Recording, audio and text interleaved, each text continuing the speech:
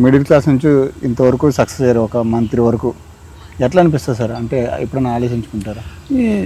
దిట్ is my luck, God ఇచ్చిన gift.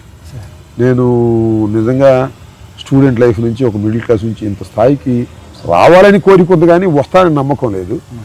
ఆ రావాలని నా కోరిక ఇక్కడికి తీసుకొచ్చింది అనుకుంటున్నాను. మీరు సక్సెస్ అయినట్టు అంటే ప్రజలు కూడా ఎవరికైనా చెప్పాలంటే ఎలా కన్వే చేస్తారు? అది మనం సక్సెస్కి ఎవరో చెబితే సక్సెస్ అయ్యేటటువంటి పరిస్థితులు రాజకీయాలు ఉండవు. వాళ్ళంతటా వాళ్ళు నేర్చుకోవాలి. తిట్లు కూడా మీరు ఆనందంగా తీసుకుంటారు? దానిలో అనుమానం లేదు. బాగా బలంగా తిట్టారంటే నేను మంచి నాయకుడిని కాబట్టి తిట్టారు. I don't care that. Sir, కాపులకి ఏమైనా సరే మీరు ముందుంటారా? కాపులకి సంక్షోభం జరిగినప్పుడు, కాపులకు అన్యాయం జరిగినప్పుడు తప్పనిసరిగా నా పాత్ర ఉంటుంది. నా పాత్ర తప్పనిసరిగా ఉంటుంది. పవన్ కళ్యాణ్ కాపులకి న్యాయం చేశారంటారు? కులం అనేది వేస్ట్.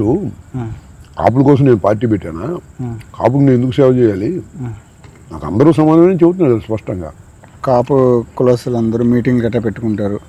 వాళ్ళకి ఏం చేయాలని ఎలా డిసైడ్ అవుతారు అన్నట్లు? కాపులందరినీ కూడా చంద్రబాబు నాయుడు గారి ప్రభుత్వం ఒక సంఘ విద్రోహ శక్తులుగా క్రియేట్ చేస్తుంది అనేటువంటి ఒక నమ్మకంతో, దాన్ని ఫేస్ చేయాలనే ఉద్దేశంతో మేము ద్రాక్షారామం దగ్గర ఇది ఒక గ్రామంలో సమావేశమయ్యాం.